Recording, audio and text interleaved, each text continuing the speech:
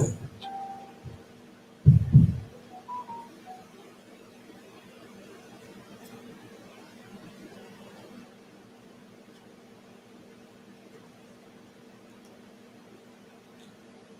الله الرحمن الرحيم. الحمد لله رب العالمين، وصلى الله وسلم وبارك على نبينا محمد وعلى آله وصحبه أجمعين أما بعد. So we start on page 284 from the explanation of important lessons for every Muslim by Sheikh Ibn Baz and the explanation by Sheikh Al-Zaq al-Badr. This is number 5 from this chapter. Al-Shuja', which is courage, on page 284, where it says, the Shaykh Rahimahullah said, courage. And after this section, it moves into another section, which is related to adab, or the same type of subject. And mashallah, both of them are super beneficial.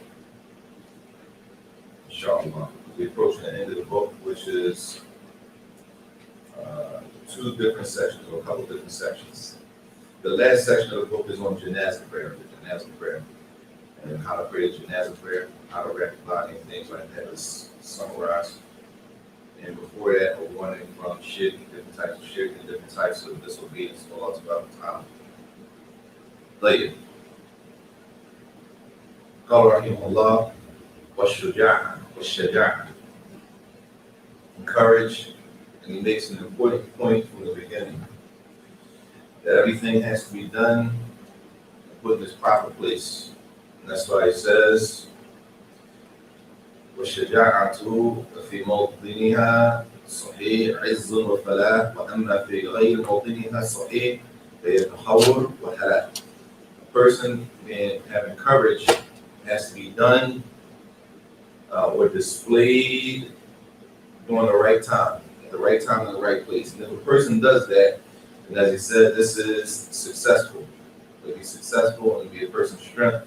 But if a person tries to show courage at the wrong time, which is, as he says, the improper place, right? Courage in the improper place. I mean, it's the wrong time for you to be courageous.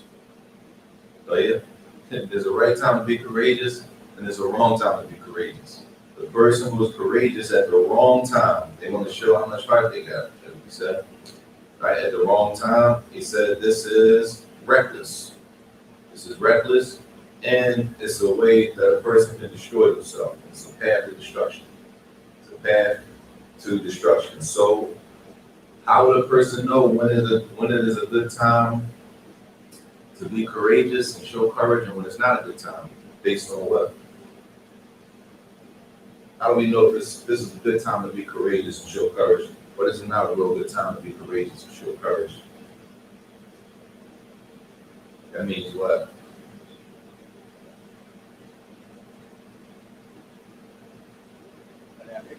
Huh? You gotta have wisdom. Like, what does that mean? You gotta have wisdom. Good and bad time to have courage. Person gotta, You gotta know when it's a good and bad time to have courage. you gotta know what play it. You gotta know when it's a good and bad time. That's a circle right there. We back at the beginning. It's a good and bad time to play it. But how does a person determine if it's a good time to be courageous or it's not a good time to be courageous? They should be courageous. It's going to do more harm than good. If it's going to do more harm than good, then it might not be the best time. Like, in order for a person to get all that, they have to be what? They gotta be what?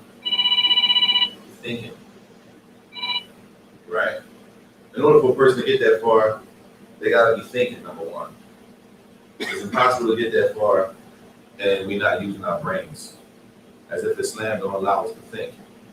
Right? It's easy just to say, I'm doing this because this is the hop. Right? And I'm gonna be the only one, I don't care if nobody says anything. Right? Even if nobody, if I'm the only one standing, like the Mas'ud who said, the person that is on the truth is the Jama'ah. Right? So a person might take that narration and they say, like the Mas'ud said, use the statement of the Mas'ud, right? As if that negates the fact that you gotta have wisdom, you have to think and look at the Masalih and Mafasid. The benefits, the pros and the cons of the situation. Right? And Islam allows that for many things. Islam allows that for many things. And this is why I said if it's done at the right time, then this is something that is good, right? But if it's done at the wrong time, this is something that is reckless. Later, he says after that the Muslim, the believer's courage, nabi'atun min imanihi, is a result of their iman, their belief in Allah, their faith. Later, it stems from his faith and reliance upon his Lord. Later, that gotta make sense, right?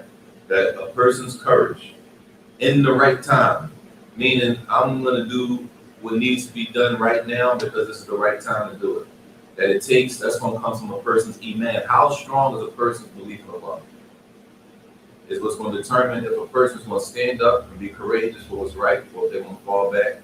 We're talking about it's the right time, not it's the wrong time. It's the perfect time to show courage. It's the perfect time to stand up for the truth, right?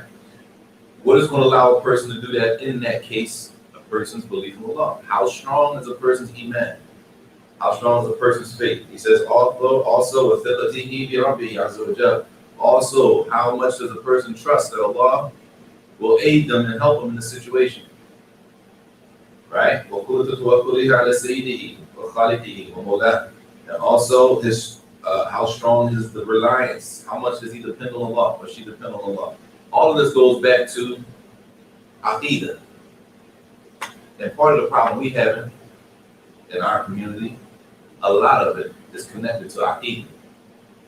We know terms. We know Tawheed al-Rububiyyah, Tawheed al-Uluhiyyah, Tawheed al-Asma' wa-Sifat, right? Shurut la ilaha. We know terms, but implementation, how it works in like real life, everyday life, we got a problem with that. And that's why we see so much contradiction in what we're looking at. We can read the book, we can recite the ayah, we can recite the hadith to each other, right? But we can turn around and stand up and do something that will right against the hadith or the ayah, right? Because fiqh is more than knowing just the language. Knowing just the language is more than that. Understanding the hadith is one thing. Knowing the hadith by heart is one thing.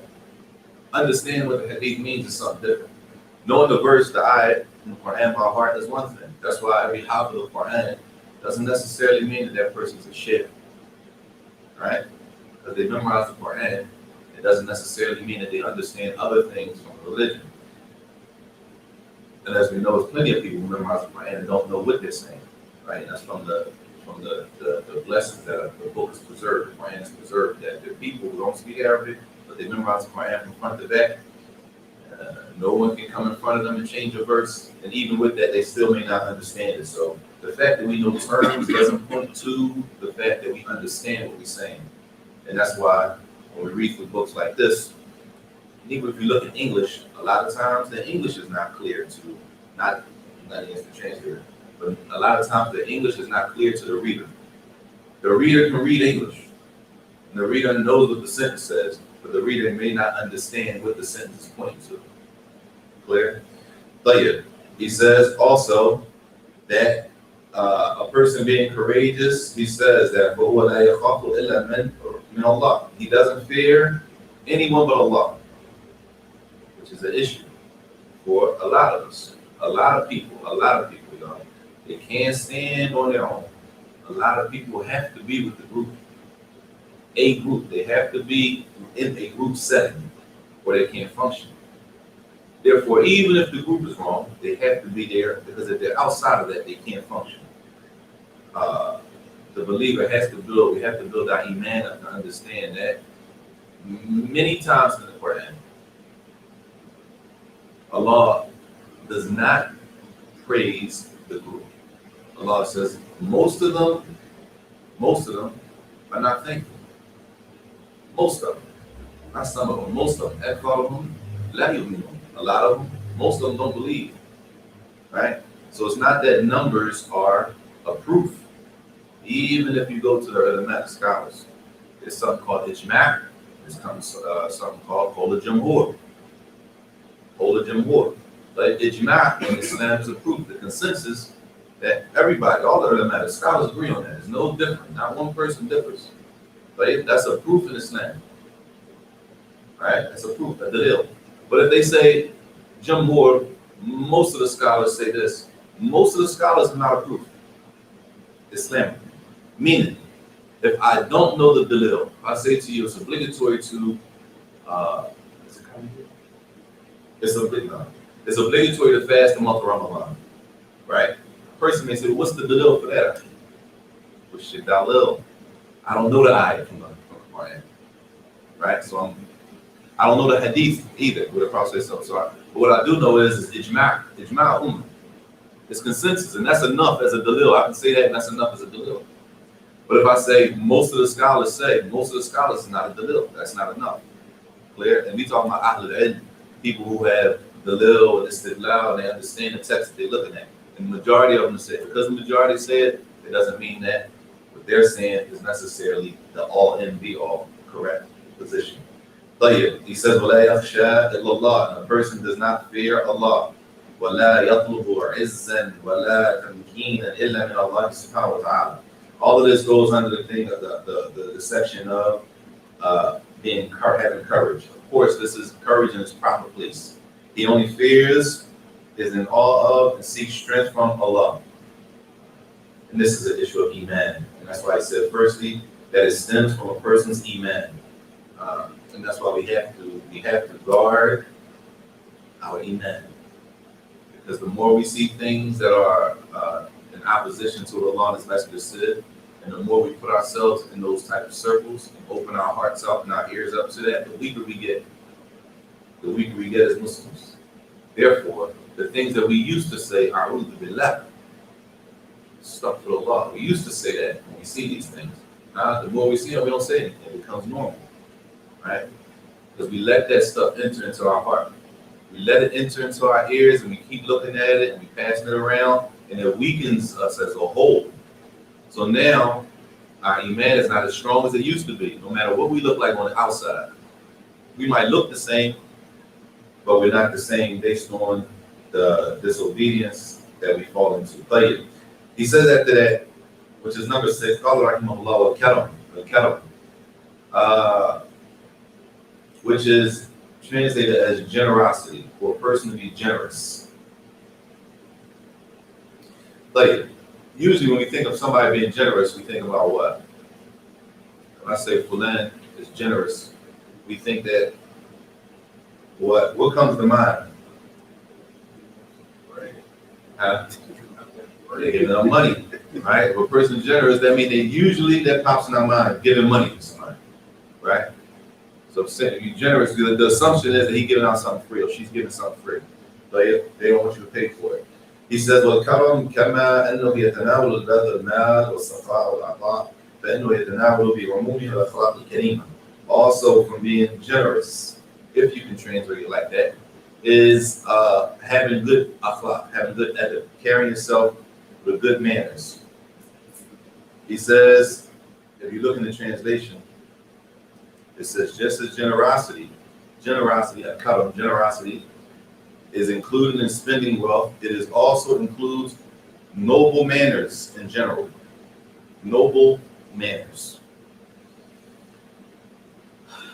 Akhil Kareem. Player, what does noble mean? What does it mean to be noble? Because we hear this a lot. High standard. The noble brother. I like high standard. A high standard. The noble brothers. Right? We hear this a lot in Philadelphia. Right? The noble, this one is noble, this one is noble. Right? Noble, high standard regarding what? A high standard in what? High standard regarding what? Because a high standard, we leave it at high standard, that's open for a bunch of different areas. Noble here, high standard regarding what? Huh? Character. Here, character, a high standard of character. Like if somebody is noble, that means that they carry the traits, right?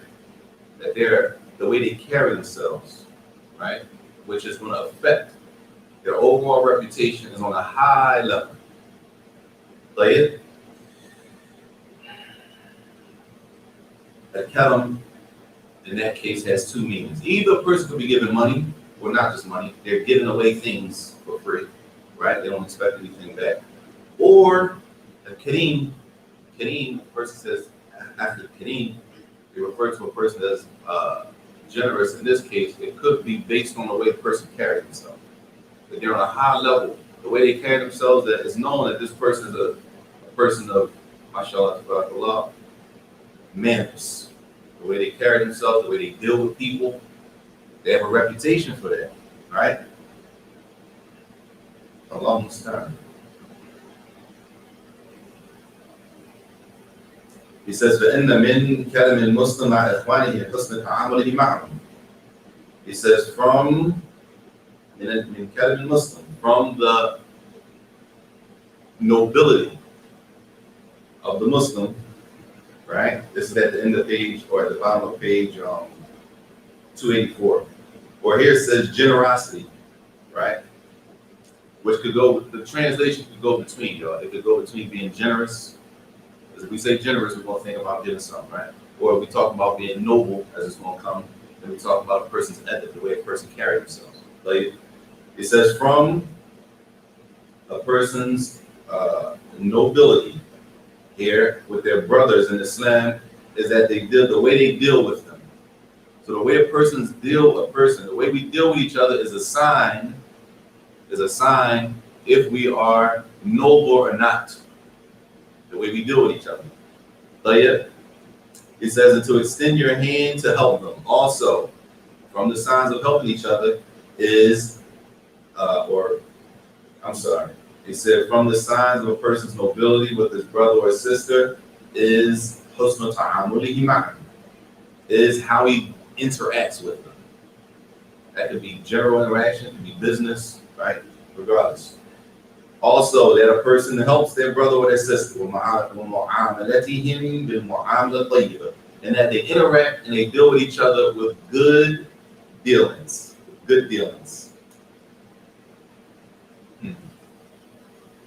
We ain't got to think about nobody but our own selves. Do we fit the bill as Muslims? If you say to yourself, do I fit the bill of somebody calling me noble? Do I carry myself like a noble? Right? Do I carry myself, me knowing me, not nobody else knowing me? Me knowing me, do I carry myself as someone to be addressed as being noble? Right? If we think about ourselves, and all of us collectively, we make up a community. If we look at our community, and we look at these traits, these manners and these characteristics, and we being real, we being honest and real, we say there's very few people that fit the bill for these things. It's few. But if we think about people we personally know, we probably say, I can count them on one hand, people who I consider like this and like that. And if that's the case, then that's a problem. That's part of the problem that we have. And this is why a lot of the Salaf, many of the Salaf, that they will study adab before they start studying other sciences. Before they start studying other studies, how to behave. They will study that first. But he says also,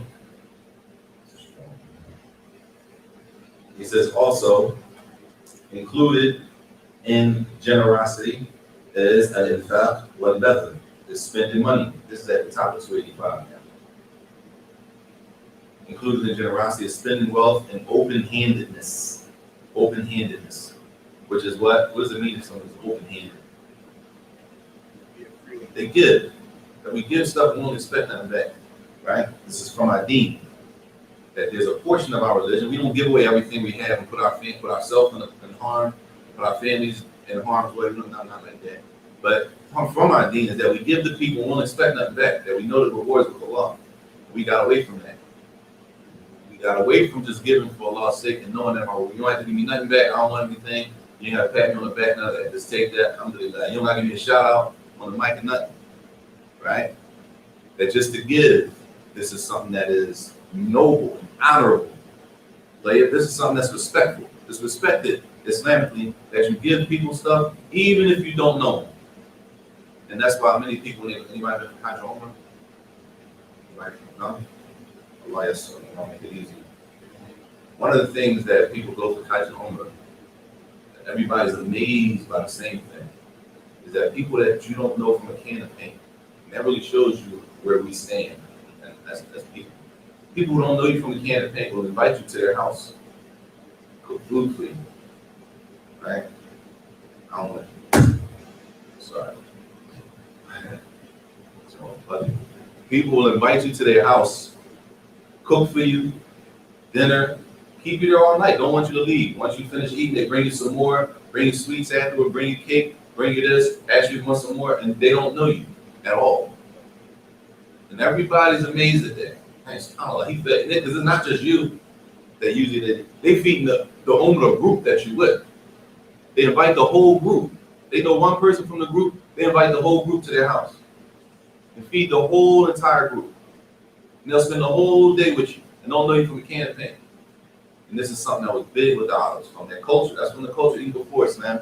They were big on respecting and honoring guests. It's a big thing for the Arabs. And Islam came and that stayed. But now it's rewarded with Allah, respecting and honoring guests. So part of it is if we look at what we're supposed to be doing, what we're taught, and what we do, we got at some point, we got to call a spade and say, yo, we out of pocket, right? Like this right here, we way out, we way off when it comes to this. There's no problem because if that was the case, we're not perfect. None of us are perfect.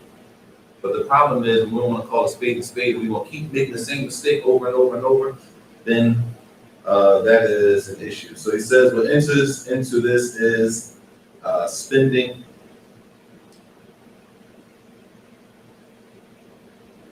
open-handedness, giving. Then he brings an ayat. He brings some other things here. They all carry the same meaning. As Allah said, وَمَنْ يُوقَ شُحَّ نَفْسِهِ فَأُولَٰئِكَ هُمُ الْمُفْلِحُونَ فَالْفَلَاحُ فِي الْكَرَمِ وَالْهَلَاكُ فِي الشُّحَّ. That verse where Allah says, and whoever is saved from his own covetousness, then they are the successful ones. Whoever is saved from his own covetousness. What does this word mean? Does anybody know? Covetousness. You know this word? Stinginess. Whoever is saved from his own stinginess. Right? Whoever is saved, if you listen to the ayah, whoever is saved from his own stinginess, then they are the successful ones. Success in giving. We think if we give, we lose it. Right? That's what a lot of us have been taught. If I give you, I'm losing. Right? A lot of us in competition with each other. So I don't want you to really have anything over me because now I'm under you. That type of mentality. But Allah said, whoever is saved from his own stinginess, then this point, this person is the successful person. So success is in being generous and destruction is in being stingy. Like he says after that, this is important also. All of them are important. Al-wafa, fulfilling the trust. That a person trusts you to do something and you carry it out. That you do it. Fulfilling the trust. Al-wafa. When you have agreements with people or contracts, the Muslim is supposed to honor the contract that you make with a person. What's one of the most common contracts that a lot of us deal with all the time? Marriage. Marriage is a contract. Marriage is an nikah, it's a contract. And in the contract, that means we agree to something. It's an agreement on something. What we agreeing on? That's a good question. Because it's foggy what we agree on when we get married. So a lot of people, it's foggy. We don't know what we agree on. We just know we're not supposed to be committing zina, that we're supposed to get married, and then Muslims can't have boyfriends with girlfriends, so we get married. But what's the agreement in the act? Marriage is a contract. Just like it's other contracts. You want to rent a house, rent an apartment, you got to sign a contract. They put things, stipulations, and you agree to that. But he says, fulfilling the trust. This means adhering to contracts, covenants, and the like. Covenants and the like. Covenant. What's a covenant? An agreement. It's important to know the words so that we're not, you know what I'm saying? So if we agree to something, is from our way as Muslims to uphold whatever we agree to. If we sign contracts with people, then it's on us to uphold our part of the contract. Now, of course, y'all, because a mistake is to think that the Muslim, to think that we can agree on something haram, to think that we can agree on something haram. And now, since we agree on something haram, to think that the person has to carry it out. Right? Everybody with me? Two Muslims agree. They agree to do what? They agree to do something that they're not supposed to be doing in the first place. They agree to do some haram. Right? And now, one Muslim doesn't agree to uphold his haram portion of the contract. The other Muslim wants the person to continue doing the haram. Everybody with me? So now what they do, they come and they say, listen, we had a deal. You're not upholding the side, you're not upholding the side of the deal, or she's not upholding the side of the deal.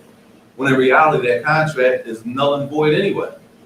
The contract has no, it doesn't count at all because they agreed to do something haram, which is about them. So the contract is null and void in the first place. But we think because we agree to do something haram, that you got to uphold it Islamically, and the Muslims supposed to be upright, keep their word. Yeah, all of that's true when we agree on something that's allowed in Islam. But not if we agree to do something that Allah said is haram, or the Prophet said we can't do. We don't uphold and keep being disobedient because me and you made a deal. Later, he says, as Allah said, وَأَوْفُوا بِالْعُقُودِ, and that's in Surah Al-Ma'idah, which is fulfill your obligations, your uqud, which is your contracts. You sign up for something, y'all. You sign your name on that line. It's not haram in there. You know what you signed up for. It's our duty to fulfill what we signed up for as Muslims. Like, is it possible to break a contract off? Or once you're in it, you locked in? Depends on what? What circumstances? That wasn't the question this year. Is it possible after entering into a contract that the contract can be broken? You just read, you just stated that here. I stated, right? I stated what? It wasn't the last thing you make you asked the question that if you enter upon an agreement and the person tries to, try to oblige you to That's a haram agreement. We're talking about agreement that's halal. We enter into a halal agreement. We agree on something. Is it possible for that contract to be broken? Is it that would it be the case that if you enter upon an action that is haram throughout the Hold time out. This is a yes or no question. Before we go any further, it's yes or no. Is it possible for the halal contract that we enter into to be broken in Islam? Or once we enter into contracts, we locked in until whatever we agree on is complete. Yeah. First, you forgive it. You went up to the concept. Yes. It's a yes or no answer. Yes. It's possible for contracts to be broken. All that other stuff, we're not talking about that. Islamically, are we allowed to break contract? Are you allowed to get divorced? Is Islam allowed divorce? All right, marriage is a contract. Islam is not death do us part. Islam allows divorce. I'm not saying you want to get married and get divorced, but in Islam, is it allowed to break that contract? It's allowed. Other contracts are allowed. Now, of course, there's a way to break the contract. There's an Islamic way for the contract to be broken. And even when it comes to marriage, you don't wake up the next day, I'm done with you. The woman wakes up, I'm done with you, and walk out the door and pack all the stuff. I'm leaving you. It's a TV joint, TV America. No, I'm leaving you, Akhi. Right? There's a way Islamically to break the contract. And that's what we need to be concerned about. If the contract needs to be broken, or if I need to back out of it, how do I do it as a Muslim Islamic? Right? Not on how we come up, I'm just taking a Brody, he will have to eat that. No, that's not Islam. Especially when regardless who you're dealing with. That's not Islam. So yeah. He says, وَبِمَا عَقَدَ النَّاسِ عَلَيْهِ, whatever the people have agreed on. Fulfilling your obligations, fulfilling your contracts, whatever you have agreed on, as long as it's not something that's haram. He said, this includes عقود النكاح, marriage contracts, وعقود البيع والشراء, contracts from buying and selling. You buying and selling, merchants or We need to just go to buy stuff whenever you buy and purchase stuff off people. وجميع تعاملات التي بين المسلم وبين إخوانه. Everything that is between any transaction that is between the Muslim and their brothers that we are supposed to. The Muslim upholds and fulfills the obligation that we signed up for.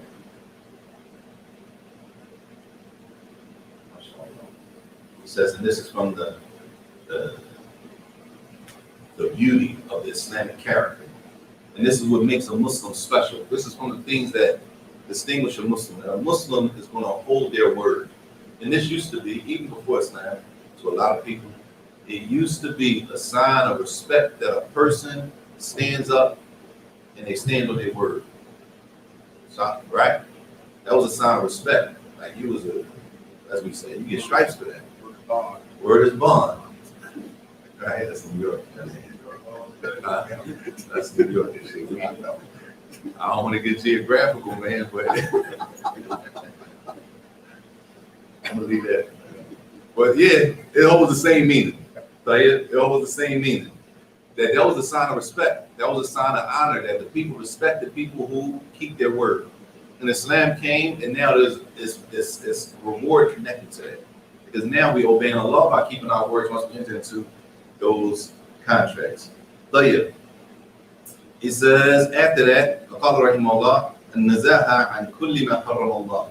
Also to stay away from everything, stand away from everything that Allah has made haram. Stand away from everything that Allah has made prohibited.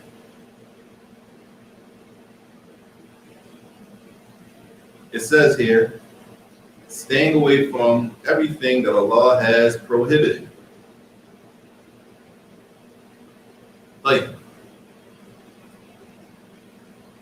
it comes clear a little after that. He says, "And yakun mutanazzihan anil haram." That a person stays away from the haram. This is what all of these things, all of the characters in these manners, they all do what he spoke about at the beginning. It beautifies the person walking down the street. It beautifies the Muslim, right? The way they carry themselves, right? That in the eyes of people, the people we human, so other human beings are looking at other human beings, not like robots.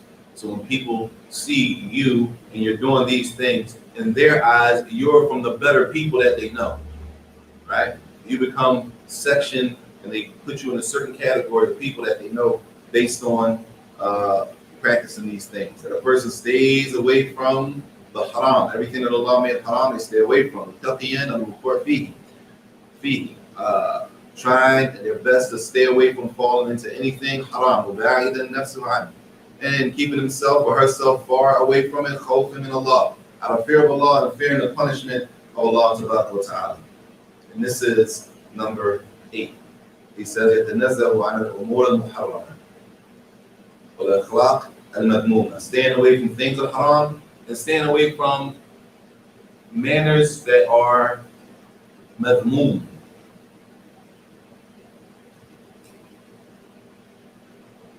It says evil interactions or blameworthy character. Blameworthy character. So yeah, something that's blameworthy.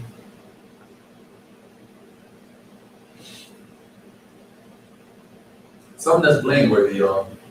What does that equal Islamically like? You say that's a blameworthy thing to do. What does that mean?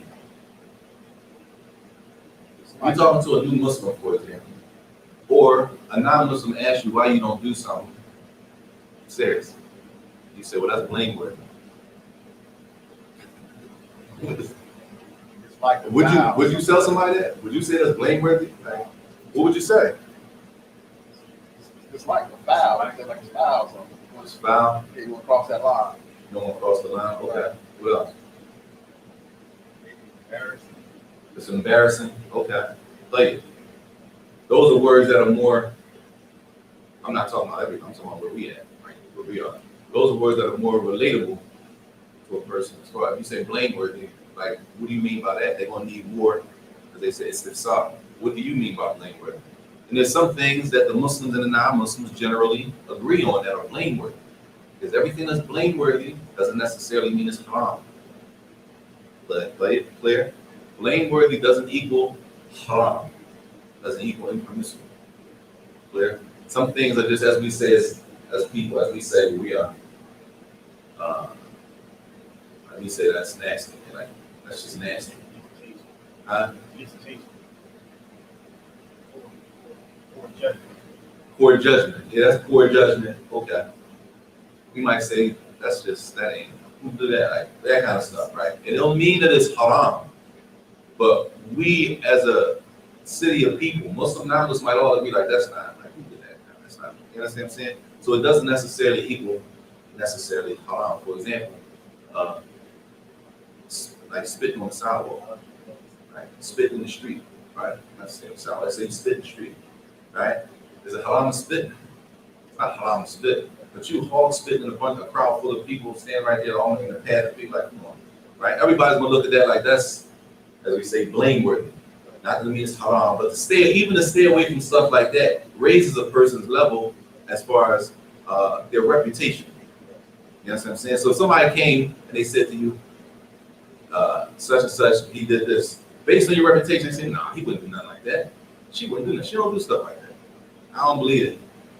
And that's what we're supposed to do. Based on the reputation, based on what I know about him, or what I know about her, what she know about, I don't got him doing that. And I don't believe what you're saying. I got to talk to them and ask them personally, based on their reputation. So blameworthy doesn't necessarily mean that it's haram and permissible, but even with that the believer stays away from those things also. And staying away from all types of bad dealings, like the nazar on the khutbah, the fasad, he stays away from everything that has evil connected to it, and everything that is corrupt, and everything that will bring. What terms do we use nowadays for this? He does not mix with the corrupt and evil people in order to preserve his religion and safeguard his character. He does not mix with the corrupt and evil people. Shout out to those people said. Huh? Shout out. Yeah. Let's categorize the people. We're talking to non-Muslims first. I don't mix with corrupt and evil people. Shout out. Even if you say to a non, we'll do that. How do we explain that to a non-Muslim? First they Muslim. They want to know why you won't go such and such. I don't mix with corrupt and evil people. How do you reword that so that they understand exactly what you're talking about? Huh? I stay away from bad company. They may not understand what's bad about the person you're talking about. They're good people to them. You understand? What that means? They definitely don't understand that. They not on what I'm on. Well, they know they're not a Muslim, but so now if you just said they not on what I'm on, so what are you saying? Like they're gonna draw their own conclusion. You understand what I'm saying? If we leave stuff general like that, we leave the listener to figure it out. And they gather something that you didn't mean. That's not what we're saying. We're not saying that. But we didn't explain what we were saying. So we leave it up to the person listening to figure it out themselves, which is a problem. But yeah, a lot of people, and I'm using stuff that we agree on.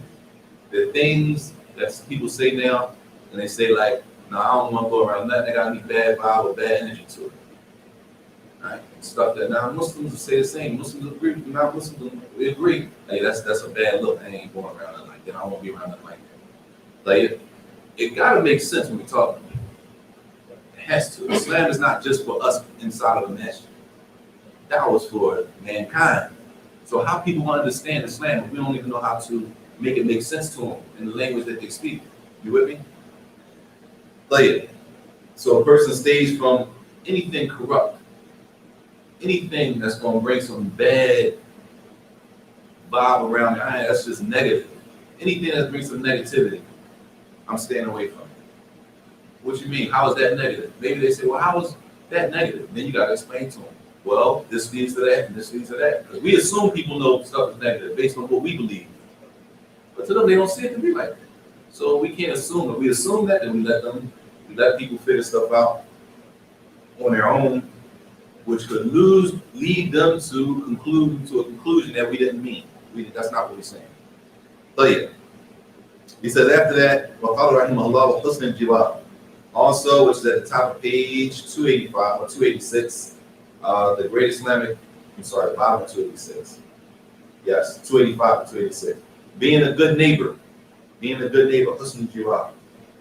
This is from the great characteristics of the Muslim. Being a good neighbor. To who? To the Muslim or to the non-Muslim? To both. We don't have any text that separate, distinguishing that we need to be good neighbors to Muslims, but we don't have to be good to non-Muslims. We don't have anything Islamically to tell us to do that. But what we do have is the general advice Islamically to be good neighbors. Tayyib. He says, حتى قال النبي عليه الصلاة والسلام, so the Prophet ﷺ said in the hadith, ما زال جبريل يوصيني بالجار حتى ظننت أنه سيورثني. He said, Jibreel alayhi salam, he would constantly remind me about my neighbors, and how good I should be to my neighbors. He would constantly give me advice about the neighbors. So much advice came from Jibreel alayhi salam about the neighbor. He said that I thought that my neighbors were going to inherit from me when I died. That's how much I owed my neighbor, based on the advice of Jibreel alayhi salam. I thought, he says, sallallahu alayhi wa sallam, the Prophet said, I thought that my neighbors were going to inherit from me. That's how much right that the neighbor has over us, and that we have over each other as neighbors. Later, the Prophet ﷺ said in another hadith, وَقَالَ وَاللَّهِ لَا يُؤْمِنُ وَاللَّهِ لَا يُؤْمِنُ وَاللَّهِ لَا يُؤْمِنُ قِيلَ وَمَنْ يَا رَسُولَ اللَّهِ قَالَ الَّذِي لَا يَأْمَنُ جَارُهُ بِوَاقِيَةٍ. He says, he swore by Allah 3 times. This is on page 286 in the middle. I swear by Allah. By Allah, he does not believe. By Allah, la yu'min. He said, Wallahi, this person is not a believer. They don't believe. He said that 3 times. La yu'min. They said, who's that? The Sahaba, the companions, the ones that say we love. Right? It was said, who is that? Oh, Allah's messenger. Who is the person who doesn't believe? You just swore by Allah 3 times that the person doesn't believe. He said, who is this person that doesn't believe? He said, that person whose neighbor does not feel safe from his evil. The person whose neighbor, the neighbor that fears you. If your neighbor fears you, then this is from the people who the Prophet ﷺ said, Wallahi la yu'min. This person is not a believer. This person doesn't believe.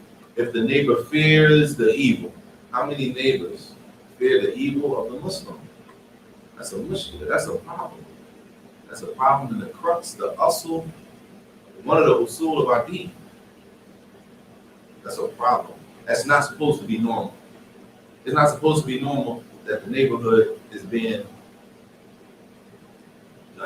torn down by Muslims. That means that we have a problem as overall. If we think that's okay, and we still don't see that to be a problem, that means that's why we see what we see in front of us.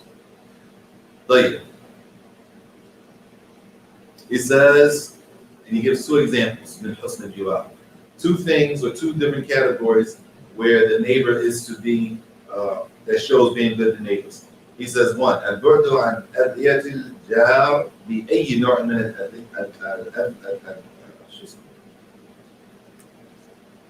الأذية قولية أو فعلية.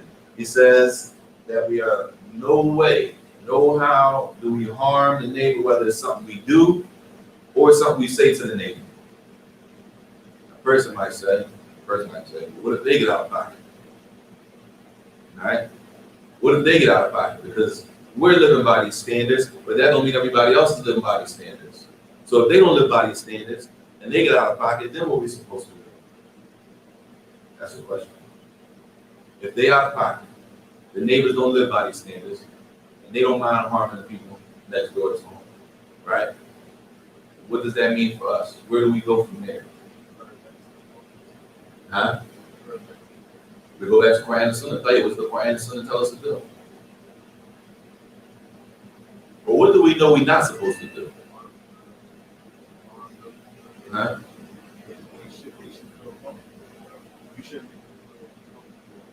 Even if they harming us, what are we as Muslims, Islam, Quran, Sunnah? What are we not supposed to do? Transgress. When do we get the green light in the Quran and Sunnah to transgress or to harm neighbors? How far do we gotta go? Huh? You gotta go pretty far. Let's go pretty far. The Prophet said, let all of that be off. Meaning we don't just, somebody act crazy, we just, oh, I'm gonna act crazier. Show you. Islamically, no. Like where we come from, yeah. If you think it's that, then I'm gonna show you that it ain't that. All right? Islamically, and that's what we're supposed to be living. That's how we're supposed to be living. We're supposed to be living like Muslims. The Prophet had a Jewish neighbor, everybody knows the story, and he used to come and put, right, thorns and stuff in front of his door. Everything. Right? Did he just leave the guidance in the Quran and the Sunnah and just go off on them? We say we follow the Sunnah of the Prophet. From the Sunnah is that we don't harm the neighbors, whether it's what we say or what we're doing. It says number 2, وَمَعَامَلَ الطَّيِّبَةِ وَحِفْظُ حُقُوقِ الْجَارِ وَطَاعَةُ اللَّهِ سُبْحَانَهُ وَتَعَالَى فِيمَا أَمَرَ بِهِ مِنْ إِحْسَانِ الْجَارِ. It says secondly, that we deal with the neighbors with good, and we have good interactions with the neighbors. And this is on page 286, in the middle, where it says the Muslim must be far away from harming his neighbor with anything, whether it's from statements or actions, from being a good neighbor to interact with them in the best manner. That we always supposed to be on our best. We're not perfect, we're not robots. But the mentality is supposed to be that we always supposed to be on our best. Because they're not Muslim don't mean we don't have to show them the best. Because if they're not Muslim, then more than likely they want to judge the whole deen on their neighbor. And I got a Muslim neighbor, man, they ain't crazy. They don't be doing all that. And you know what they say? You know what they say? They wear all the stuff too. They be wearing all the stuff. They be having all the stuff on, talking about the clothes. She wear all the stuff and he come outside with all the stuff. But they don't do that kind of stuff. They ain't do any, right? That's what so they want to judge Islam by what we do. So he says, Muhammad al-Tayyiba, by having good dealings with them, protecting their rights, because neighbors have rights. So protecting their rights as neighbors and obeying Allah. Obeying Allah, that it's obedience. It's from obedience to Allah that we treat our neighbors good. That we treat our neighbors good, and that we follow what Allah said when it comes to the neighbors, what the Prophet ﷺ said about the neighbor. He said, later, number 10, also that we help each other to the best of our ability. That we help each other to the best of our ability. Helping people who are in need as much as you are able to. That we help people in need as much as you are able to. And this is something else that if we understand it and we implement it, it builds a brotherhood and sisterhood. That you help people. We got away from helping people because everybody to us, to many of us, everybody is a question mark. So I don't really know about you. Like I can't even trust you enough to help you, and you sitting in front of my face and you really need help. But there's so many question marks, we walking on eggshells so much, there's no trust. So we think everybody is up to something. Right? When the Prophet ﷺ said that hadith that's on page the top of 287. The Prophet said, Wallahu, fi awni al-abdi ma kana al-abd fi awni akhihi. That Allah will help a person as long as the person is helping his brother or sister.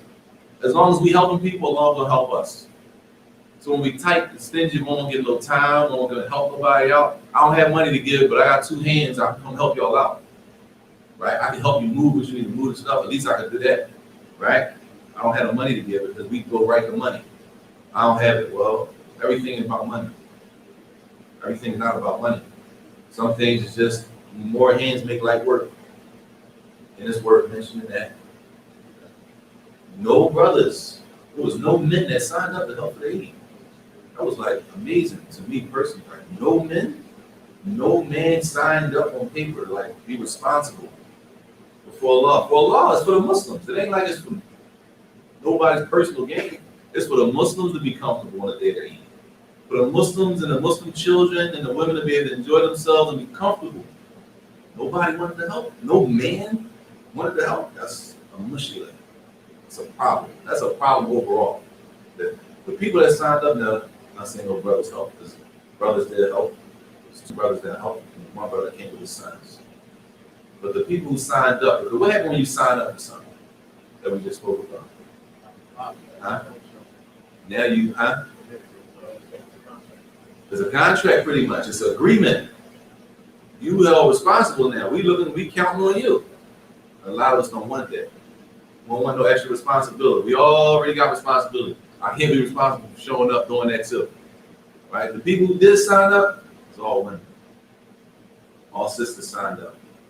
And Lord, what everybody would help. The point is the mentality. It's a mentality. The mentality is that I gotta be able to give something without getting nothing back. I can't expect to get something every time I give something. Islam teaches us to give, help people who need it to the best of your ability. But maybe I'm weak, I can't do that either. I don't have the money and I'm weak, like physically I can't. So what's the least I can do? Huh? At least make dua. Or at least tell other people they need help. You know what I'm saying? At the least you tell other people that this brother needs help on such and such. You know, anybody can go down there, the sister needs help, she's moving, she's not married, she needs help moving, anybody. It's impossible, y'all. We live in a city with all these Muslims like this, and we got like some of the trivial problems that we have. It just shows that the basics are not in order.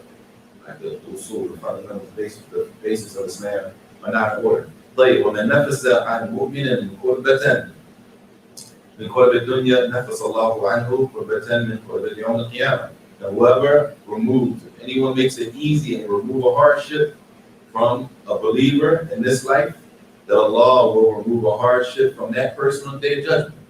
And all of us are in need of that. All of us are in need of that. But yeah, he says after that, these are some of the manners that are mentioned in the Quran and the Sunnah of the Prophet. And it's a lot. And there are many books of the ulama written past and present, some short, some long, discussing just the chapter of adab.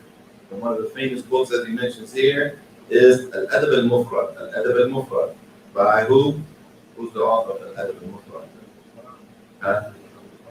Imam al-Bukhari, rahimahullah, the same person who wrote Sahih al-Bukhari.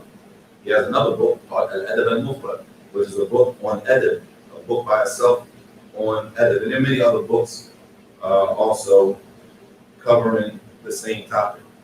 طيب.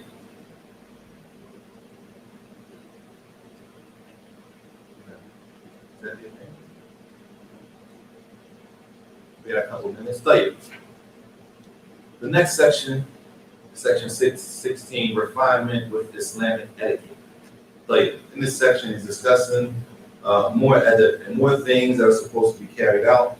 He says that the Sharia Islamiyya, Sharia al-Adab Kamil, that our deen, Islamic law, teaches us and it legislates good behavior and etiquette. And from those etiquettes are the things that he mentioned here. Like, the Muslim is supposed to have the best character. That don't mean the Muslims are perfect. But what we're shooting for is what we've been taught in the Quran and the Sunnah. And if a person does that, they will stand out, hands down. They're going to stand out with the Muslims, and they're going to stand out with the non-Muslims. As a person who is of high integrity and high respect and high moral. Later. And this is, as he says here, this includes etiquette for every interaction of the person. Interaction with the parents, as he says, with neighbors, combined and selling, between the teacher and the student, between the students and their teachers. It covers leaving and entering the home. What do we do when we go in the house and leave the house? Right? Riding and transportation. When we travel, what do we do? Entering the masjid, leaving the masjid, all acts of worship and prayer, everything has some type of etiquette or adab or mannerism connected to it. And in this section, he brings some of them. He says the first one, rahimahullah, minha as-salamu bi-ifsha'ihi. The first one he says, giving the salam, saying assalamu alaikum. Bi-ifsha'ihi, meaning to spread the salam, which might sound simple. It might sound simple, but we know, y'all correct me if I'm wrong. We even have an issue with saying assalamu alaikum to Muslims. We got an issue with spreading the salams. True or false? We're talking about here, but I'm not talking about, he says people online watching other places. I don't know what's going on in other places. I know what's going on here. We have a problem with giving salams to Muslims And it ain't just between us. Even as we say, the foreigners who come here, they got a problem giving salam to Muslims. Right? As if they're more Muslim than you. You can have on a turban and cords, close. In the middle of that. They'll look at you dead in your face and act like you didn't. Like, you understand? It ain't just between us, it's a problem. And the Prophet ﷺ said, لا تدخلوا الجنة حتى تؤمنوا ولا تؤمنوا حتى تحابوا أو لا أدلكم على شيء إذا فعلتموه تحاببتم أفشوا السلام بينهم. He said, عليه الصلاة والسلام, right? And this we need to figure out, y'all. If the Prophet ﷺ said this, the question got to be, where do we get the other stuff from that goes against what the Prophet ﷺ said? That got to be the question. Where do it come from? Why am I doing something and the Prophet ﷺ told me to do something else?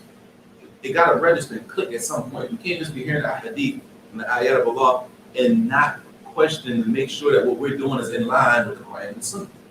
The Prophet ﷺ said, and this is on page 289, he said, لا تدخلوا الجنة حتى تؤمنوا. You will not enter paradise until you believe. You will not enter paradise until you believe. ولا تؤمنوا حتى تحابوا. He said, and you will not believe until you love one another. Because we want to say, well, alhamdulillah, I'm Muslim. You won't enter paradise until you believe, alhamdulillah, I believe. Right? Then the Prophet said, you won't believe until you love one another. But the question is, do I love all the Muslims or do I just love some of the Muslims? Do I love all of the Muslims or do I love some of the Muslims? Because the Prophet ﷺ said, he said, you will not believe until you love one another. Muslims, you love one another. Like it. And then he said, should I tell you something, inform you of something, which if you do it, if you do this, it will cause you to love one another. You want me to tell you something, if you do it, it'll cause everybody to love one another? He said, spread the salam amongst yourselves. Ifshu salam bainahum. What happens when you see a person, let's just say you out there in the sticks, you like, I'm glad somewhere. You all the way out there. Or you just somewhere where it's not your area. Maybe you just outside of your area. You walk in the masjid in Philadelphia, and you're not from that area, you don't usually pray there. What does it do when a person that you don't know from a can of paint says assalamu alaikum? At the least, you're like, damn, somebody noticed me. At the least, it's like, damn, are we human? We human, we people. At the least, the salams, at the least, it lightens the blow and it brings the builds brotherhood and sister, at the least. And it's not me, it's what the Prophet said. You're not going to love each other until you spread the salams. And in another hadith, he says you spread the salams of the people you know and the people you don't know. So now the question got to be, well, why do I not give salams to certain people if I'm a person that does that? What gives me Islamically the right to do that, to not give salams to a person that I know is a Muslim? I know they're Muslim, but I'm just not going to give them salams. Based on what? Saajid? He said, to spread the salams between one another. كما في إفشاء السلام بين المسلمين من آثار العظيمة والفوائد الحميدة وبركة في دنياهم وأخراهم. He says, and this brings a lot of benefit between the Muslims in this dunya and in the hereafter. The fact that they spread the salams, and many other hadith connected to that, other hadith of who should give the salams first, right? When a group meets, who should give the salams, that you should give the salams to everyone, not just the people you know. In fact, the last thing we stop with is Salah rahimahullah al-bashasha. From adab. From adab is having a cheerful face, which is at the bottom of page 289. Having a cheerful face. What does cheerful mean? Trick question. Smiling. Is it cool to be smiling though where we from? I'm sorry for people who not in Philly, who got Philly and stuff. If you smiling in Philly, is it cool to be like a smiley person? Well, see, now I ask you, what you think? You think you're sweet or they think you're up to something? They think you sweet or they think you up to something? Is that a fair assessment, y'all? And that, of course, is not 100%, but that was something that was taught here, that we understood here as a people. If you're smiling, either you're sweet, or people know sweet, if whoever know, they know what know, or you up to something, you're trying to do something. Like, you must be trying to, like, what you keep smiling at me for? I know a brother. I know, but it's a real story. He said he came from, he was in, I think from Atlantic City. So he saw a brother, he said, "Salaam alaikum," he gave him some hands, like springtime sun. So brother said to him, he said, "He like, why you always smiling at me?" He said, "Man, I'm just happy to see the Muslims, man. Alhamdulillah. Just happy to see the believers." The brother says to him, "But you keep smiling at me. What are you smiling at?" He's dead serious. He said, "Man, listen, it's a nice day. I'm just happy to see the believers, man. It's Allah's never. I'm just happy to be here with the brothers, man." He said, "So this brother said, he said, so you telling me?" So bro, he said, "So you telling me you just smile just because?" That's how far we going. You can't even smile at a person, even if you're practicing what Islam told us to practice. And that's why the Prophet said, Islam came to something strange, and it's going to end to something strange. It's strange now to practice something. He said, "You smiling at me just because? You got to be doing something like, hey, I got to check right now. I got to go check and ask people about you. Because you're doing what the Prophet said. In reality, you're doing what the Prophet told us to do. Right? Allah Musta'an. He says, that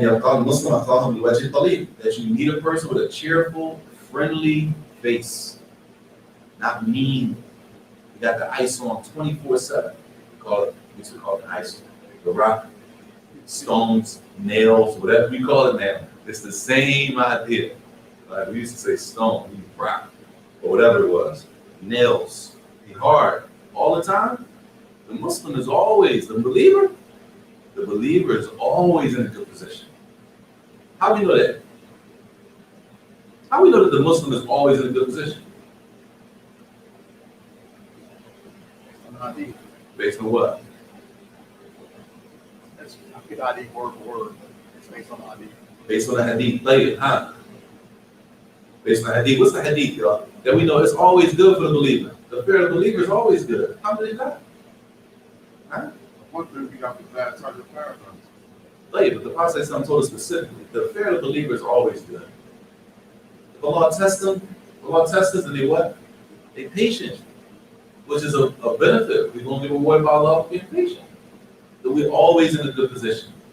Let alone we see a person that believes like we believe, right? We see him in the street, and we taught that what smiling in your brother's face is sadaqah, it's charity, it's a blessing by itself just to smile at another Muslim. So the question got to be, why don't I smile at Muslims? Like, what's preventing me from smiling at a Muslim? What's really the problem? Especially if I don't know him, especially if we don't know the person. But yeah. And then he brings the hadith of the Prophet sallallahu alaihi wasallam. He says, لا يحقر المسلم من المعروف شيئا, which is important. He said the Muslim should never, was like to look down on no type of good deed. There's no good deed that we should look down on and consider insignificant. Like that ain't no big deal. It's not what we should be looking at from a good deed and consider it not a big deal. Like smiling in your brother's face, right? Smiling in the face of the believer. Which is, as he says here, should not belittle any good deed. You shouldn't belittle anything, any good deed should not be looked at like it's something small. And that's why the Prophet ﷺ said, لا تحقرن من المعروف شيئا ولو أن تلقى أخاك بوجه طلق. He said, do not belittle any good deed. Don't look down on any good deed, even if it's just meeting your Muslim brother with a cheerful face. Even if that's the only good deed you can do, don't look at that like that's something small. It ain't no big deal. And this is the importance of knowing the Sunnah of the Messenger of Islam. Not just knowing it, but not being scared to implement. Because a lot of us know a hadith and ayat, but we scared. And as the old age used to say, if you're scared, then do what? Get a dog. If you're scared, get a dog. We scared to implement some of the Sunnah. Because why? Where we from, that means something else. Where we from, that don't fly. Where we from, that puts you in another category of people. But where we're from and our custom does not override the Quran and the Sunnah of the Prophet. Where we're from, what we came up on, what we grew up on. If it goes against what Allah's Messenger said, then we put what Allah's Messenger said first. We don't put the Quran and Sunnah to the side and take something and practice something that goes against what Allah's Messenger said. And we'll stop here, inshallah, unless there's any questions. We'll continue next week. I have a question about the contracts, though. Yes. So specifically, say like you be Muslim before you became Muslim, you sign like a contract, it's a non-Muslim, like say for like interest or something like that, right? So you become Muslim or you sign it while you're Muslim, are you still obligated to still pay that off? Well, when it comes to contracts, we're talking about like financial contracts and things like that. That's not a, as they say, cookie cutter answer. And every situation could differ as far as that. Because you said that what if somebody signed up for a contract that had interest in it, right? Which is an issue, inshallah, we want to get to. What is interest? Islamically, what is interest? Not interest written in English. What is interest Islamically? We want to get to that. But that's difficult to answer because it depends on the situation. Every situation could be different depending on the person, the situation they're in, depending on the word of the contract. That's what we the answer. I have a follow-up, but I'll say Concept. Yeah, that's it. no, I said you were saying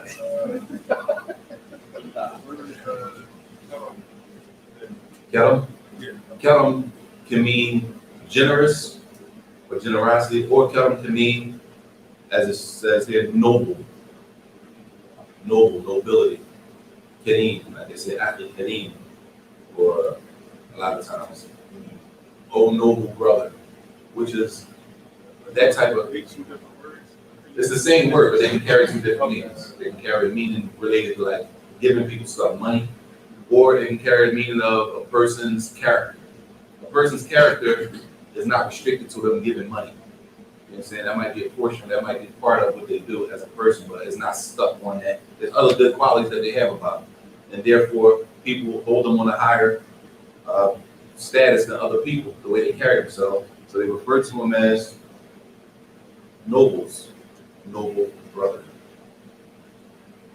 Later, we'll stop here, inshallah. So I'm sorry. Well, I probably have MashaAllah. The hadith when the Jewish man kept putting thorns in front of the door. How did the Prophet ﷺ respond to that? with kindness and respect. Play, what else? he went so far on his deathbed when he gave him honor. When the man didn't come and put the thorns, he asked about the man. That's what our Prophet ﷺ teaches us. The man came to harm him every day, putting stuff in front of his pathway so he can harm him. Then the man didn't show up. And the Prophet ﷺ asked, where is he? Concerned about a person, right? Concerned about a person who's trying to harm me every day. That's not a Muslim. If our Messenger sallallahu alaihi wasallam did all that for a person that's not a Muslim, it's when as far as ask, how we get off, where does it come that we can harm each other as Muslims? Where do we, that gotta be the question. The question has to be, where do I get my thinking from? Because the Quran and the Sunnah is not saying what I'm thinking. I'm a Muslim, I love Islam, I'm trying to practice Sunnah, but what I'm thinking is not what I'm finding in the text and in the book. So now the question gotta be, why am I doing what I'm doing? If that's what I'm doing. If I'm going against that, I need to find out why. I need to be asking myself, why am I going against the text? What gives me the okay, the green light as a Muslim to go against what the Prophet sallallahu alaihi wasallam taught us, what Allah said in the Quran? If we just take the hadith, we just memorize it, and we know we can pull them out when we need be, but we're not applying them to ourselves, the sisters and the brothers. Sisters, this is not just for men. This is for the Muslim. What do I say, Muslim and Muslimah? It's for the Muslim men and the Muslim women. If we're reading stuff and what we're reading doesn't match up to how we live and how we believe, we need to be questioning, where do I get what I'm getting from? Why am I doing what I'm doing if I'm going against the text? Clear? Any other questions? So along with some of the guys,